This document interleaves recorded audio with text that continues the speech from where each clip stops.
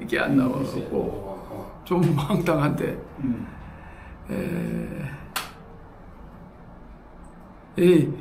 요번에 일단 한 2번 정도 할 생각이에요. 특히 이제 우리나라에서 참여민주주의 이야기를 하는 분들이 몇 분 계시는데, 저는 이제 일단 한국하고 달리 나름 정치와 관련해서 좀 선진국이라고 하는, 캐나다에서 좀 살고 왔잖아요. 한 17년. 그래서 그런 경험도 있고 등등 해서 진짜로 우리나라, 제 생각에 볼 때 우리나라는 바이 더 피플이 아닌 것 같다 라고 생각을 해서, 바이 더 피플이려면 뭐가 돼야 되느냐 하는 문제를 이야기를 주로 할 거예요.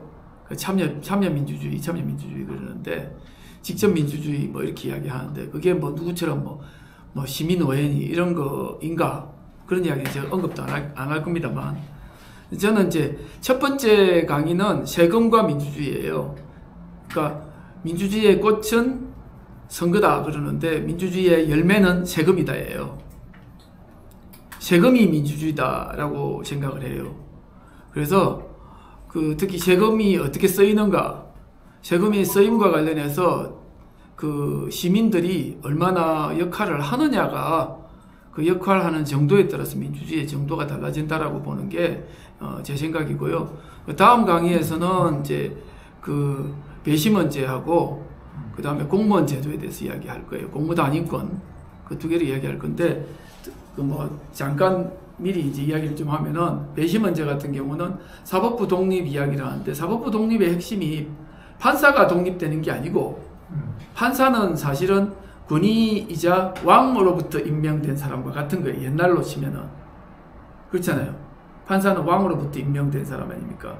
그러니까 사법부 독립이라는 게, 원래 마그나 카르타에 나온 배심원 제도라는 말 자체가 왕으로부터의 독립이에요. 모든 게. 그 측면에서 보면은 판사한테 종속된 재판이라는 사법부 독립이 아닌 거예요. 거기서부터 탈피하는 것, 곧 시민에 의해서 재판을 받는 것, 나와 동일한 시민에 의해서 재판을 받는 것 자체가 사법부 독립이에요. 그러니까 배심원제 자체가 독립이라는 거예요. 그리고 이제 마지막으로 공무단위권 이야기를 할 건데, 다음번에 그 부분은, 우리나라는 공무단위권이 거의 아까 말했던 과거제. 소리 좀 꺼주세요. 마이크 꺼주셔야 돼요. 어쨌든 과거제로 시험 한번 보고 올라온 공무원들이 이제 다 해먹는 이런 상황이란 말입니다. 예. 그래서 이제 오늘은 이제 세금과 민주주의입니다. 세금과 민주주의의 첫 번째, 들어가기 전에 선거가 민주주의가 아니고 세금이 민주주의다라고 이제 올렸어요. 근데 참, 2분은 지금 PPT를 못 보잖아. PDF 보고 계세요? 예. 첫 번째 페이지 넘어서 0 하고 돼 있는데, 2025년 세금 예산액이 얼마인지 아십니까? 이게 GDP, 근데 그게 GDP의 몇 % 되는지 아세요? 우리나라 예산이 전체 GDP의 몇 %인지 아세요? 2천조에 한 700조니까 36%. 딱 전화쳤네 내가. 35%였는데 36%. 형님 맞아요. 36% 정도 돼요. 36%면은 세금으로 혹은 정부가 하고 있는 일이 GDP의 36%야. 내가 좀 이따 보여줄게. 다른 나라는 더해. 오늘날 세계가 그런 거예요. 선진국이 되면은, 후진국이 때는 이 예산이 GDP에 차지하는 비중 자체 얼마 되지도 않아요. 왜냐하면 세금이 적으니까. 그래서 참여와 관련해서 직접 민주주의의 가장 중요한 부분이 세금이다라고 말을 하는 거예요. 제가 세금이 민주주의인 이유가, 세금으로 발생하는 예산액이 GDP의 36%가 되니까 나라를 좌지우지하는 게 거기서 다 결정되는 거예요. 그게 단순하게 그냥 예산이다 이럴 문제가 아니다라는 거예요. 나하고 상관없는 이야기가 아니에요. 그 다음에 그렇다면은 87년 이후로 민주주의 해왔다 하지만, 옛날 우리는 경험이 군사 독재 밑에서 지 마음대로 그 세금 집행하고 예산 집행하고 하던 게 길들여 있어갖고 예산을 어떻게 쓰는지 뭐 관심도 별로 없었잖아요. 그런데 그거와 관련해 가지고 예산 집행과 관련된 한국의 감시 체제 이게 어떻게 돼 있는가? 감시가 제대로 되고 있는가? 당연히 안 되고 있겠죠. 어떻게 해야 되느냐? 이런 이야기를 해야 되겠죠. 그러면 예산을 둘러싼 정치 행위가 뭐가 있는지 이런 걸 좀 나열을 해봐야 되는 거예요. 그러면은 현실적으로 공공기관이라는 게 우리나라 세금과 관련된 기관이 두 개가 있어요. 국회하고 감사원입니다. 국회는 심의, 확정하고요.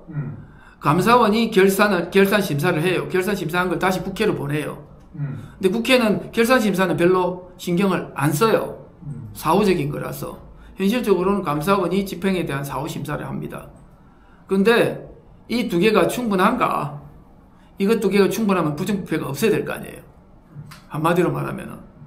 그래서 국회는 보면은 예산안 심의와 확정과 결산 심사 그리고 행정부의 재정 운영을 견제하고 국민의 대표기관으로서 재정 통제를 행사한다 그러는데 과연 제대로 하는가? 더욱이나 이게 심의를 해요. 심의하고 확정은 하지만 조정을 못하게 돼 있어요. 조정하려면은 다시 이야기를 넣어갖고 행정부가 조정해가지고 온 걸 가지고 심의하고 확정을 해요.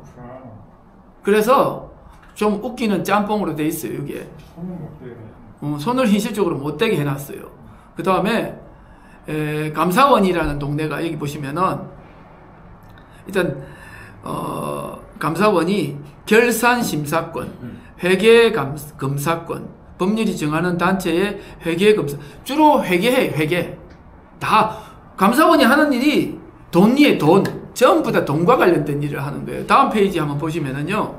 지금 감사원이 국가지방자치단체, 한국은행, 국가나 지방자치단체가 자본금 2분의 1 이상 출자한 법인의 회계, 기타 법률에 따라 회계검사를 받도록 규정된 단체에 대한 감사를 해요. 다음 페이지 보시면은 요게 감사원의 활동이에요. 전부 다 이게 돈과 보시면은 첫 번째도 뭐 출납, 두 번째 줄에도 끝에 보면 회계, 세 번째 줄에도 회계, 네 번째도 회계. 감사원이 하는 일이 회계입니다. 수정은 뭐래? 그렇지. 돈 하고 있는지는 안 보고 수정. 어쨌든 돈. 직무감사도 있어요. 이게 있는데 다 돈과 관련됐어. 다 돈과. 그러니까 아니 거꾸로 말해서 자본주의 사회에 아까 GDP의 36%의 돈이 가고 있으면 그 돈의 흐름을 제대로 확보하는 것 자체가 엄청나게 중요한 일이에요. 그걸 제대로 하기 위해서 여기는 원장과 감사위원 6명이 있고 그 다음에 사무총장을 청와대에서 1명 지정해요. 그래서 정무직 8명 있어요. 감사원에. 그리고 얘들을 서포트하는 놈들이 1000명이 있어요. 이거를 제 생각에는 서포트하는 전문 공무원으로 할 게 아니라 반은 시민이 들어가야 된다라고 생각을 하는 거예요. 시민이 들어가서 이거를 공무원 반, 시민 반 해서 실질적인 감사를 해야 된다. 시민 감사를 해야 된다라고 하는 게 제 생각이거든요. 일단 요거는 요까지 0번 들어가기 전 이야기고 본격적으로 이제 들어가 볼게요. 1번. 자, 주권재민인데 주권재민은 뭐 민주주의 기본 강령이고 근데 문제는 우리나라 민주주의는 바이 더 피플이 없단 말입니다. 왜 없냐? 대의제잖아 우리나라는. 철저하게 대의제만 하고 있잖아. 대의제는 바이 더 피플이 아니에요. 아셔야 되는 게 나를 대신해서 가는 거지. 이게 최고로 잘 봐줘도 프로야구 관중석의 구경꾼이 되는 정치예요. 그렇죠. 으쌰으쌰 잘해.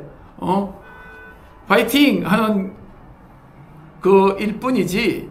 근데 바이 더 피플 정치는 직접 참여, 수행하고 심의 결정하고 감찰을 해야 되는 거예요. 우리가 안 하잖아요. 그러니까 바이 더 피플에 제대로 된 거를 하려면은 결국은 내가 나서야 된다예요. 그게 선거로는 안 된다예요. 선거는 아까도 말씀드렸지만 열매가 아니라는 거예요. 민주주의의 꽃이다 그러는데 민주주의의 열매가 아닙니다. 그래서 이제까지 우리는 보는 정치에 길들여져 있고 그 다음에 그게 정치인 것처럼 이야기하는데 그럼에도 불구하고 그 정치가 하고 있는 게 GDP의 36% 움직이고 있는데 우리가 계속 보는 정치만 해야 되느냐 하는 이야기예요. 옛날에 못 살 때, 우리가 되게 못 살 때야 군사 독재 시절이야 그게 뭐 억압에 의해서 그랬다 치지만 우리가 민주주의 한다 그러면서도 이딴 민주주의를 하고 있으면서 이걸 민주주의를 할 거냐? 이건 민주주의가 아니다예요. 세금과 관련된 민주주의를 제대로 하지 않으면 이건 민주주의가 아니라는 거예요. 그래서 심지어 우리나라 정당과 정당 정치인들이 시민들의 정치 참여, 시민민주주의의 기본을 모른다예요. 제가 볼 때는 모르기 때문에 지가 하고 있는 게 뭐 대단한 것처럼 생각하지만 결국은 시민에 의한 시민이 권력, 이거는 시민이 직접 행사하는 정치 때만 가능하다. 그래서 특히 이제 오늘 이야기하는 거는 세금과 예산에 대해서 직접 관여할 수 있는 부분, 그러니까 선거로 대표를 뽑는 거는 TV를 보는 정치이고, 그 다음에 보통 선거의 권리, 이거는 대표자를 뽑아서 그들에게 통치를 맡기는 행위라는 거는 이거는 현대 시민민주주의의 전부가 될 수가 없어요. 그래서 여기 나와 있듯이 중앙정부고 지방정부고 불문하고 내가 낸 세금에 대해서 사용하는 모든 조직에 걸쳐서 예를 들면 군사 조직이나 정보기관을 포함해서예요. 제가 나중에 독일 이야기를 할 텐데 독일은 정보기관에 대한 예산 감시를 따로 해요. 배워야 된다니까. 모르면 그런 게 있는지도 모르잖아 사실은. 그래서 재무적 정보에 일단 접근이 가능해야 되고 예산 결산 심의 집행에 참여해야 되고 결과에 대한 감사, 감찰에 대해서 직접 참여함으로써 권력을 행사해야 된다. 이게 주권재민의 실체다. 동의하시죠? 여기서 그러면 예산을 수립할 때 과정에는 관여 수립할 때 관여하죠. 그거는 지금도 뭐 관여한다고도 뻥을 치는데 주민 뭐 공청회니 뭐 어쩌고저쩌고 하는데 그게 우리나라는 그냥 진짜 혹가다 가물에 콩나들 한 번씩 하는 거고 안 하죠. 자, 다음 페이지 넘어볼게요. 자본주의와 민주주의. 이 생각이 전환이 필요해요. 그리스 민주주의 이야기하는 거는 이거는 민주주의가 아니죠. 보통 인간의 정치 권력이 아니니까. 그리고 이제 현대민주주의는 기본적으로 대의제, 의회민주주의, 그리고 자본주의 사유재산을 옹호하는 걸 핵심을 두고 있는데 지금은 현실적으로는 물질적 근거가 보면은 일부 자본가에 두고 있다 그랬는데 그렇지 않다라는 거예요. 도리어 세금에 있다라는 거예요. 물질적 근거가. 그러니까 현대민주주의의 물질적 근거는 예산, 세금, GDP의 36%. 그러니까 자본가들이 세금 내고 돈을 냈으니까 이 정부는 자본가들 아니죠. 그 좀 이따 이야기할 거예요. 좀 이따 이야기할게요. 세금을 누가 얼마만큼 내는지 그것도 이야기할 거예요. 그래서 이거 그러니까 100% 보통 시민이 내는 세금이 더 크다는 거예요.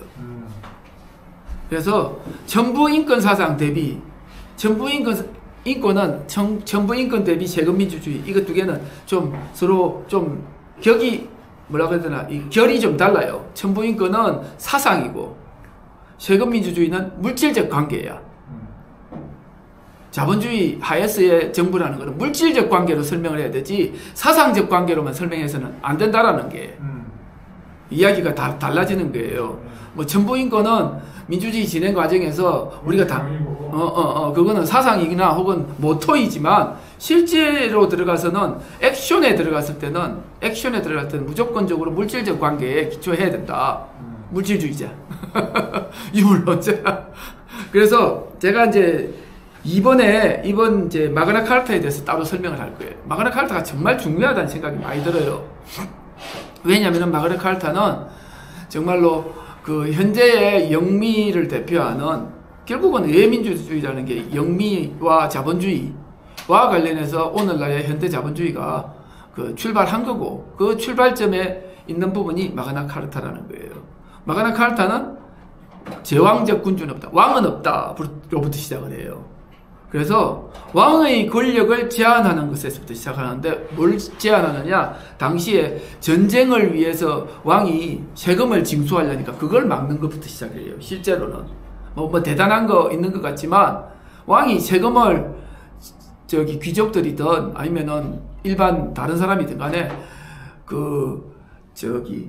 자신의 이해를 위해서 귀족들을 억압하면서, 그러니까 영국은 영국 왕이 귀족하고는 또 상당히 이렇게 조금 차별적인 이런 것들이 있었다는 거죠. 그래서 의회를 구성하는 자 스스로가 세금을 징수하고 행정 군사 비용을 확보하고 했던 것이고요. 이게 이제 예를 들면 보스턴 차봉기하고도 관련이 되죠. 나중에 보면은 결국 보스턴 차봉기도 정치적 권력이 없으면 세금이 없다라고 말했던 거하고 똑같은 개념이에요. 개념상으로 볼 때 연결이 되는 거예요. 결국은 의회가 군주하고 각을 세웠던 거는 지네가 세금을 징수하고 지네가 행정 군사 비용을 확보하니까 지네가 권력이 중심이 되는 거예요. 사실은 권력이라는 것 자체가 여기서 바로 표가 나는 거예요. 왕의 권력도 있었겠죠. 왕은 왕대로 지가 자금을 끌어갖고 지가 필요한 전쟁을 위해서는 지가 군인을 모집하고, 의회는 의회 지가 필요해서 행정적인 거든 군사적인 부분들을 위해서 세금을 모아서 그걸로 따로 놀았던 거예요. 그게 두 개가 일치가 되면 한꺼번에 전쟁을 했지만 따로 놀면 따로 노는 거예요. 영국 같은 경우는. 건너편에 있던 네덜란드는 더 웃겨. 네덜란드는 아예 공화정이에요. 처음부터. 왕이 없어. 그런데 이제 제가 이제 그 부분에 대해서 조사해 난 게 있는데 필요하면 나중에 드릴게요.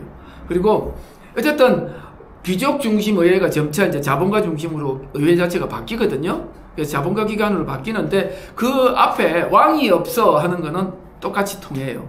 그래서 문제는 의회를 중심으로 모인 기관 자체가 세금 징수권이 거기에 있었던 거예요. 세금 징수권이 거기 있고, 그 다음에 그거는 처음부터 끝까지 쭉 이어져요.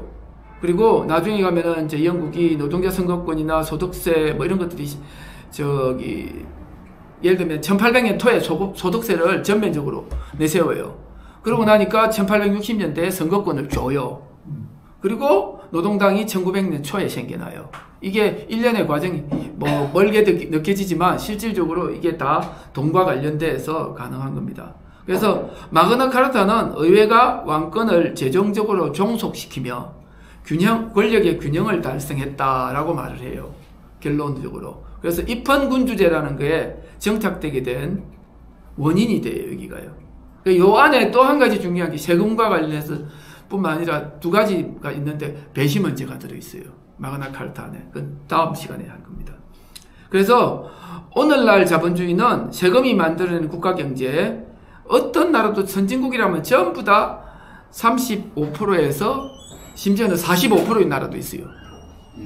그 제가 다음 페이지에 나올 겁니다. 그래서 예를 들어서 군대, 경찰 들으십시오. 군대, 경찰, 행정부, 사법부, 입법부 모두 세금으로 운영되잖아요. 결국은 예산을 둘러싼 이해관계가 오늘날 정치의 본질이라는 거예요. 그런데 문제는 세금을 내는 시민이 국가 운영에 대해서 재무적 권리를 가지는 거 아니겠습니까? 그래야 되는 거 아니에요? 그건 너무나 당연히 돈 낸 놈이 큰 소리 치야 되는 게 맞는 거예요. 돈 낸 놈인데 돈 낸 놈을 무시하고 그걸 거둔 놈이 땡땡거리고. 나처럼 돈 없는 놈이 세금을 설사 못 냈다 하더라도. 아닙니다. 형님 소비세 내잖아. 소비세. 얄짤없이 소비내. 싸게 약하게 내는. 그거 상관이 없어요. 그 정도만 해도 바른 거. 그럼요. 자, 다음 페이지 보자고요. 한국의 세금 구성. 한국은 GDP의 36.1%를 내는데 한국 국민은 개돼지 취급을 받죠. 소득세가 33%. 소득세가 33%. 그 다음에 법인세가 25%. 그 다음에 소비세가 25%예요. 소비세가 25%는 돼. 적지 않아요. 그랬을 때 옆에 보시면은 표가 있어. 표가. 이거 도저히 안 되니? 미국은 될 것 같습니다. 못 살겠다 정말로. 오케이, 없어졌어. 네, 이렇게 강의해보기 또 처음일세. 그러니까 예의가 아니다. 어쨌든 여기 보시면 표에 보시면 미국이 GDP가 28조 달러인데 29조 달러, 그 중에 정부 지출이 11조예요. GDP의 38%를 정부 지출이에요. 그 다음에 보면 일본은 42%, 독일은 50%, 프랑스는 56%예요. 56%가 정부 지출이야. GDP의 56%. 이게 엄청난 거예요. 그렇게 큰줄 몰랐네. 그러니까 이걸 갖고 장난을 치면은 소위 복지국가라는 복구라파는 어때요? 아, 그 50%는 56%, 이 정도, 예, 그 정도 돼요 지금. 복지국가니까. 예. 그리고 이제 세금안 에도 사회보장세 같은 게 따로 있어요. 그래서 우리나라 세금 구조는 근로소득에 기반한 소득세가 제일 높은 비중이고요. 그다음 소비세도 일단 근로시민이 부담하는 세금 아닙니까? 결국은 보면은 이게 두 개 합치면 얼마입니까? 60% 아닙니까? 자그마치 60%를 일반 시민이 부담을 하는 거예요. 그러니까 과반수 이상. 그런데 권리는 빵이야. 권리는 빵. 과반수 이상이니까 결정적 결정권이 있는 거지. 그렇지. 압도적 의사결정권. 그런데 권리는 빵이에요. 권리는. 얘가 갑자기 죄송합니다. 이게 왜 말을 안 듣냐? 아, 여기입니다. 자꾸 넘어가네. 법인도 뭐 기업 시민이니까. 자, 그래서 사실은 참 죄송합니다. 이거 보는 사람들한테. 그리고 한국 같은 경우는 지금 요 옆에 밑에 표를 보시면은 GDP 대비 예산 집행액 나와 있고 36.4%라 그러고 이게 36.4% 넘어요. 사실은 추경을 안 넣거든. 추경을 넣으면 실질적으로 우리나라도 한 38% 이 정도 육박합니다. 700조 이상 돼요. 700조, 800조 가까이 됩니다. 그 다음에 그리고 여기에 포함 안 돼 있는 정부 관련 세금 아닌 부분으로 정부 관련 세금 아닌 예산이 또 포함이 돼 있어요. 그래서 그런 것들 특별하게 특별하게라고 하는 것들이 있어 갖고 뭐 그렇습니다. 다음 페이지 넘어가 볼게요. 한국의 소득세액의 변화. 자꾸 참. 자, 소득세액의 변화 옆에 표를 한번 보세요. 옆에 표를 한번 보시면 1980년도 1.5조 였던 게 줄줄줄줄 늘어나 가지고 보시면은 2000년에 25조였어요. 2000년에 25조. 2000년에 지금은 127조의 소득세만. 그러니까 이런 거를 봐야 얼마나 우리가 열심히 돈을 갖다 바치고 있는지를 알 수가 있고, 거꾸로 우리가 일을 얼마만큼 했는지를 알 수 있어요. 실질적으로 보시면은 2000년이 25조였는데 그 다음에 2010년에 58조. 그래서 이거 보시면은 80년부터 90년 사이에는 연평균 15% 증가하고, 그리고 2000년대에도 8 내지 10% 증가해요, 세금이. 그리고 이제 고소득자가 우리나라 소득세의 특징이 공제가 좀 많아요. 하위에 가면은요. 하위 레벨에 내려가면은. 그래서 상위 5.9%가 전체 소득세의 7.76%를 낸다 라고 말을 해요. 상위 5.9%. 근데 이제 이거는 소득세고, 소비세는 얄짤없이 갔죠. 그건 역진적이죠. 역진적. 그래서 어쨌든 그럼에도 불구하고 이거는 소득세니까 소득세에 대해서는 어쩌고 저쩌고 말할 게 없어요. 근로와 관련돼서는 근로소득세니까 많이 받아갔던 적게 받아갔던. 근로뿐만 아니지만 뭐 하여튼 개인 소득세. 예. 종합소득세는 따로. 정소세는 또 따로. 그리고 옆에 표가 또 밑에 하나 있어요. 거기는 다른 나라 세금이 어떨까 하는 걸 보여주는 거예요. 그래서 이제 미국은 GDP 대비 세금이 26%고 영국은 35%, 그 다음에 프랑스는 45%, 독일은 39%. 그러면 아까 거하고 뭐가 다르지 않나요? GDP 대비 프랑스가 45%인데 예산은 56%라고 그랬잖아요. 근데 개인소득 그 세금 말고 다른 데서 들어오는 게 있는 거예요. 아까 말씀하셨듯이 다른 회계가 법인세를 따로 뺐잖아요. 아니 지금은 이제 그거는 이야기했고 이제 지금 이야기하는 거는 세계 각국의 전체 세금 이야기라는 거예요. 근데 전체 세금인데 예. 소득세라면 개인 소득세도 있고 법인세도 같이 포함되는 걸로 하게 되면은 또 다른데 아까 처음부터 법인세를 따로 빼서 이렇게 전체 통계를 예. 법인세 따로 마치 그 연장선에서 생각하면은 지금도 말씀이 40 뭐 프랑스 같은 경우에 영국이나 이렇게 40%대 독일이 39% 하는 거가 소득세다 하는 것이 법인세는 또 따로 빼고 하는 얘기가 있어서 그 소리는 아니고요. 그런 것인지 일단 표를 한번 보십시오. 그게 지금 이거는 그 각각의 세금이 그 몇 프로를 차지하냐 하는 걸 의미해요. PAT는 아시다시피 퍼스널이고 C는 커머셜이고 VAT 다른 나라는 사회보장세라는 게 있어요. 우리나라도 사회보장세가 사실 연금이라든지 해가지고 들어오는 부분을 사회보장세로 분류를 했어요. 여기는요. 그 다음 재산세가 따로 있고 한데 그 보면은 우리나라 재산세가 상당히 적죠. 보유세가요. 그래서 여기 보면은 우리나라가 상대적으로 법인세 비중이 좀 높은 편이다 라고 이야기를 합니다. 국제적으로 볼 때. 그리고 이제 그만큼 특히 일본 같은 경우는 지금 법인세 그렇잖아도 낮은 수준에 속하는데 또 내리겠다고 또 난리잖아요. 이번 정권이 들어오면서. 원래 아베노믹스라는 게 그런 쪽이. 자, 다음 페이지 볼게요. 형님 말씀하신 지금 법인세 제도에 대해서 이렇게 쭉 나와 있고요. 요거는 참조를 해서 보십시오. 법인세가 세입 중의 비중이 우리나라가 상당히 센 편에 속합니다. 다른 나라들에 비해서. 전체 세금 안에서. 그리고 세율은 우리나라가 그렇게 많이 높지 않아요. 비슷해요. 다들 세율은. 근데 그게 국민경제에서 대기업들이 동적으로 높다니. 근데 이제 문제는 세금과 관련해서 법인 세금과 관련해 가지고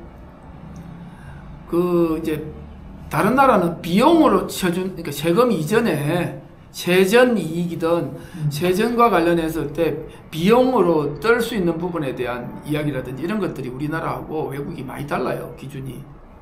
그래서 비용으로 한국은 많이 떨어버리다 보니까 법인세 베이스가 다른 거예요. 그래서 실질적으로 법인세 자체는 27.5%라 그러는데 실질적으로 그런데 그보다 훨씬 낮다고 볼 수 있어요. 그 대신에 우리나라 법인세가 세입 비중 중에 큰 이유는 전체적으로 봤을 때 그 법인의 활동이 다른 나라보다 훨씬 활발한 거예요. 그렇지.